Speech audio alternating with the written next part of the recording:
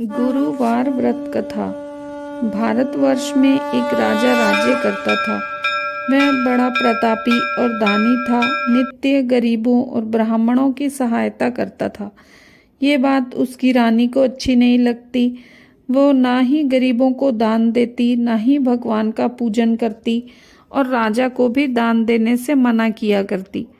एक दिन राजा शिकार खेलने वन को गए हुए थे तो रानी महल में अकेली थी। उसी समय बृहस्पति देव साधु वेश में राजा के महल में भिक्षा के लिए गए और भिक्षा मांगी। रानी ने भिक्षा देने से इनकार किया और कहा, हे साधु महाराज, मैं तो दान पुण्य से तंग आ गई हूँ। मेरा पति सारा धन लुटाता रहता है। मेरी इच्छा है कि हमारा सारा धन नष्ट हो जाए, फिर न रहेगा बांस और ना बजेगी बांसुरी। साधु ने कहा, देवी, तुम तो बड़ी अजीब हो। धन और संतान तो सभी चाहते हैं, पुत्र और लक्ष्मी तो पापी के घर भी होने चाहिए।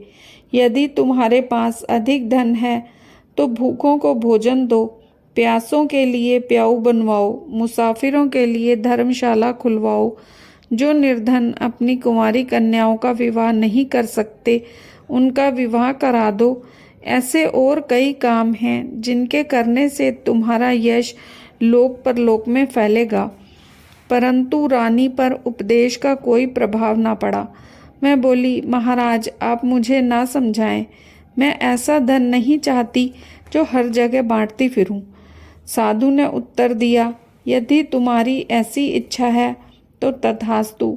तुम ऐसा करना कि बृहस्पतिवार को घर लीपकर पीली मिट्टी से अपना सिर धोकर स्नान करना, भट्टी चढ़ाकर कपड़े धोना।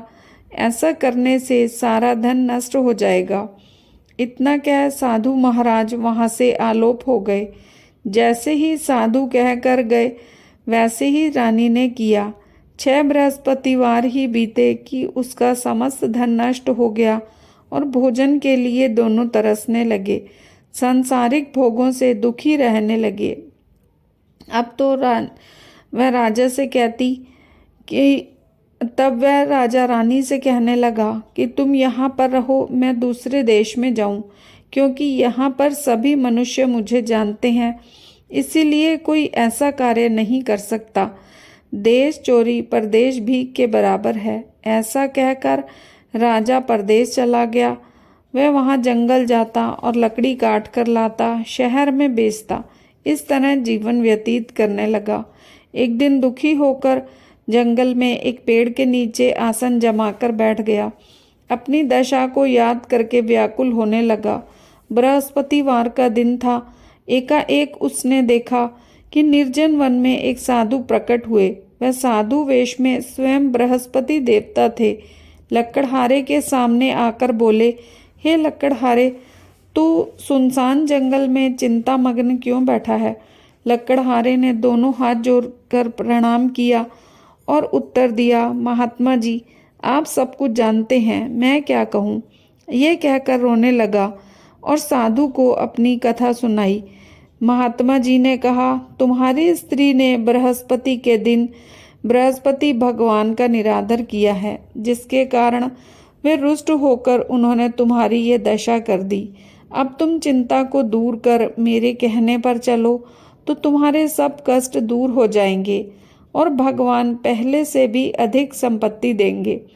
तुम बृहस्पति के दिन कथा करो, 2 पैसे के चने मुनक्का लाकर उसका प्रसाद बनाओ, शुद्ध जल में लोटे में शक्कर मिलाकर अमृत तैयार करो। कथा के पश्चात अपने सारे परिवार और सुनने वाले प्रेमियों में अमृत व प्रसाद बांटकर अपने आप भी ग्रहण करो।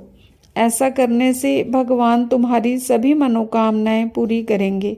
साधु के ऐसे वचन सुनकर लकड़हारा बोला, हे प्रभु, मुझे लकड़ी बेचकर इतना पैसा नहीं मिलता जिससे भोजन के उपरांत कुछ बचा सकूं। मैंने रात्रि में अपनी स्त्री को व्याकुल देखा है। मेरे पास कुछ भी नहीं है जिससे उसकी खबर मंगा सकूं। साधु ने कहा, हे लकड़हारे, तुम किसी बात की चिंता मत करो। बृहस्पति के दिन तुम रोजाना की तरह लकड़ियां लेकर शहर को जाओ। तुमको रोज से दुगना धन प्राप्त होगा, जिससे तुम भली भांति भोजन कर लोगे तथा बृहस्पति देव की पूजा का सामान भी आ जाएगा। इतना कह साधु अंतर्ध्यान हो गए। धीरे धीरे समय बीतने लगा। फिर बृहस्पति का दिन आया। लकड़हारा जंगल से लकड़ी काटकर शहर में बेचने गया। उसे उस दिन और दिन से अधिक पैसा मिला। राजा ने गुड़ चना लाकर गुरुवार का व्रत किया। उस दिन से उसके सभी कलेश दूर हुए। परंतु जब दोबारा गुरुवार आया तो वह व्रत करना भूल गया। इस कारण भगवान नाराज हो गए। उस दिन नगर के राजा ने विशाल यज्ञ का आयोजन किया तथा शहर में यह घोषणा करा दी कि कोई भी मनुष्य अपने घर में भोजन न बनावे, न आग जलावे। समस्त जनता मेरे यहाँ भोजन करने आए। इस आज्ञा को जो नहीं मानेगा उसे फांसी की सजा दी जाएगी। इस तरह की घोषणा संपूर्ण नगर में करवा दी गई। राजा की आज्ञा अनुसार शहर के सभी लोग भोजन करने गए, लेकिन लकड़हारा कुछ देर से पहुंचा, इसीलिए राजा उसको अपने साथ घर लिवा ले गए और जाकर भोजन करा रहे थे तो रानी की दृष्टि उस खूंटी पर पड़ी जिस पर उसका हार लटका हुआ था। वो हार वहां न दिखाई दिया। रानी ने निश्चय किया कि मेरा हार इसी मनुष्य ने चुराया है। उस समय सिपाहियों को बुलाकर उसको कारागार में डलवा दिया। जब लकड़हारा कारागार में पड़ गया तो बहुत दुखी होकर विचार करने लगा कि न जाने कौन से पूर्व जन्म के कर्म मुझे इस तरह से दुख प्राप्त हो रहा है, और उसी साधु को याद करने लगा जो जंगल में मिला था। उसी समय तत्काल बृहस्पति देव साधु के रूप में प्रकट हो और उसकी दशा को देखकर कहने लगे, अरे मूर्ख, तूने बृहस्पति देव की कथा नहीं करी, इस कारण तुझे दुख प्राप्त हुआ है। अब चिंता मत कर। बृहस्पति के दिन कारागार के दरवाजे पर 4 पैसे पड़े मिलेंगे। उनसे तू बृहस्पति देव की पूजा करना, तेरे सभी कष्ट दूर हो जाएंगे। बृहस्पति के दिन उसे 4 पैसे मिले। लकड़हारे ने कथा कही।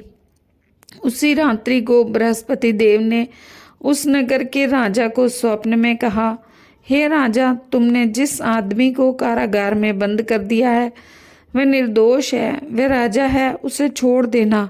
रानी का हार उसी खूंटी पर लटका है। अगर तू ऐसा नहीं करेगा तो मैं तेरे राज्य को नष्ट कर दूंगा। इस तरह रात्रि के स्वप्न को देख राजा प्रातःकाल उठा और खूंटी पर हार को देखकर लकड़हारे को बुलाकर क्षमा मांगी तथा लकड़हारे को योग्य सुंदर वस्त्र आभूषण देकर विदा किया।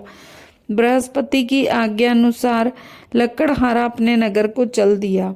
जब राजा अपने नगर में के निकट पहुंचा तो उसे बड़ा आश्चर्य हुआ। नगर में पहले से अधिक बाग, तालाब और कुएं तथा बहुत सी धर्मशालाएं, मंदिर आदि बन गए थे। राजा ने पूछा, ये सब किसका है? लोग कहने लगे, ये सब रानी और बांदी के हैं। तो राजा को आश्चर्य हुआ और गुस्सा भी आया। जब रानी ने ये खबर सुनी कि राजा आ रहे हैं तो उसने बांदी से कहा कि देख, राजा हमको कितनी बुरी हालत में छोड़ गए थे। हमारी ऐसी हालत देखकर वह लौट न जाएं, इसीलिए तू दरवाजे पर खड़ी हो जा। आज्ञा अनुसार दासी दरवाजे पर खड़ी हो गई और जब राजा आए तो उन्हें अपने साथ लेवा लाई। तब राजा ने क्रोध करके अपनी रानी से पूछा कि ये सब धन तुम्हें कैसे प्राप्त हुआ? तब रानी ने कहा, हमें ये सब धन बृहस्पति देव के प्रभाव से प्राप्त हुआ है। राजा ने निश्चय किया कि 7 रोज बाद तो सभी बृहस्पति देव का पूजन करते हैं, परंतु मैं दिन में 3 बार कहानी कहा करूँगा तथा रोज व्रत किया करूँगा। अब हर समय राजा के दुपट्टे में चने की दाल बंधी रहती तथा दिन में 3 बार कहानी कहता। एक रोज राजा ने विचार किया कि चलो अपनी बहन के यहाँ हो आवें। इस तरह निश्चय कर राजा घोड़े पर सवार हो अपनी बहन के यहाँ चलने लगा। मार्ग में उसने देखा कि कुछ आदमी एक मुर्दे को लिए जा रहे हैं। उन्हें रोककर राजा कहने लगा, अरे भाइयों, मेरी बृहस्पति की कथा सुन लो। वे बोले, लो, हमारा तो आदमी मर गया, इसको अपनी कथा की पड़ी है। परंतु कुछ आदमी बोले, अच्छा, हम तुम्हारी कथा सुन लेंगे। राजा ने दाल निकाली। जब कथा आधी हुई कि मुर्दा हिलने लगा, और जब कथा समाप्त हुई तो राम राम करके उठ खड़ा हुआ। आगे मार्ग में उसे एक किसान खेत में हल चलाता मिला। राजा ने उसे देखा और बोला, अरे भैया, तुम मेरी बृहस्पति की कथा सुन लो। किसान बोला, जब तक मैं तेरी कथा सुनूंगा तब तक 4 हरिया खेत जोत लूंगा। जा अपनी कथा किसी और को सुनाना। इस तरह राजा आगे चलने लगा। राजा के हटते ही बैल पछाड़ खाकर गिर गए तथा उसके पेट में बड़ी जोर से दर्द होने लगा। उस समय उसकी माँ रोटी लेकर आई। उसने जब ये देखा तो पुत्र से सब हाल पूछा और बेटे ने सभी हाल बताया तो बुढ़िया दौड़ी दौड़ी उस घुड़सवार के पास गई और उससे बोली कि मैं तेरी कथा सुनूंगी, तू अपनी कथा मेरे खेत पर चलकर कहना। राजा ने बुढ़िया के खेत पर जाकर कथा कही, जिसको सुनते ही बैल उठ खड़े हुए तथा किसान के पेट का दर्द भी बंद हो गया। राजा अपनी बहन के घर पहुंचा। बहन ने भाई की खूब मेहमानी की। दूसरे रोज राजा जागा तो देखने लगा कि सब लोग भोजन कर रहे हैं। राजा ने अपनी बहन से कहा कि ऐसा कोई मनुष्य है जिसने भोजन नहीं किया हो और मेरी बृहस्पति की कथा सुन ले। बहन बोली, हे भैया, ये देश ऐसा ही है कि यहाँ लोग पहले भोजन करते हैं, बाद में अन्य काम करते हैं। अगर कोई पड़ोस में हो तो देख आऊं। ऐसा कहकर देखने गई, परंतु उसे कोई ऐसा व्यक्ति नहीं मिला जिसने भोजन न किया हो। अतः वह कुम्हार के घर गई जिसका लड़का बीमार था। उसे मालूम हुआ कि उनके यहाँ 3 रोज से किसी ने भोजन नहीं किया है। रानी ने अपने भाई की कथा सुनने के लिए कुम्हार से कहा। वह तैयार हो गया। राजा ने जाकर बृहस्पति की कथा कही, जिसको सुनकर उसका लड़का ठीक हो गया। अब तो राजा की प्रशंसा होने लगी। एक रोज राजा ने अपनी बहन से कहा कि हे बहन, अब हम अपने घर को जाएंगे, तुम भी तैयार हो जाओ। राजा की बहन ने अपनी सास से कहा। सास ने कहा, हाँ चली जा, परंतु अपने लड़कों को मत ले जाना, क्योंकि तेरे भाई के कोई औलाद नहीं है। बहन ने कहा, भैया मैं तो चलूंगी, पर कोई बालक नहीं जाएगा। राजा बोला, जब कोई बालक नहीं चलेगा तब तुम क्या करोगी? बड़े दुखी मन से राजा अपने नगर को लौट आया। राजा ने रानी से कहा, हम निर्वंशी हैं, हमारा मुंह देखने का धर्म नहीं है और कुछ भोजन नहीं किया।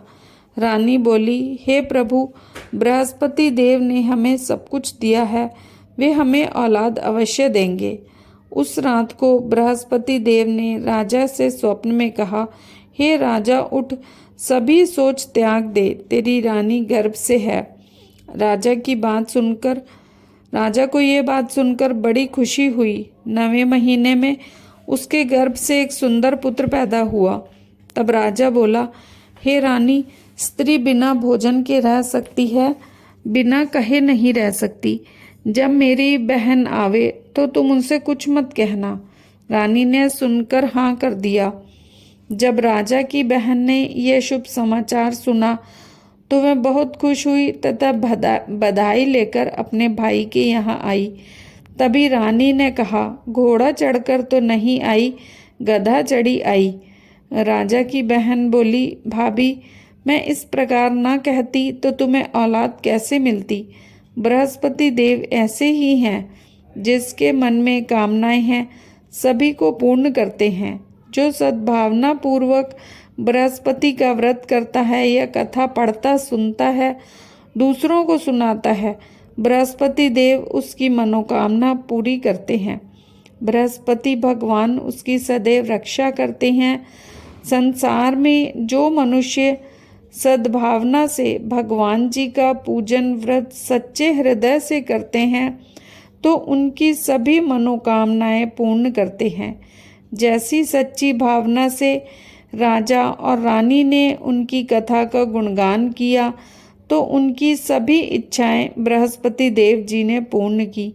इसीलिए पूर्ण कथा सुनने के बाद प्रसाद लेकर जाना चाहिए। हृदय से उसका मनन करते हुए जयकारा बोलना चाहिए। बोलो बृहस्पति देव भगवान की जय, विष्णु भगवान की जय।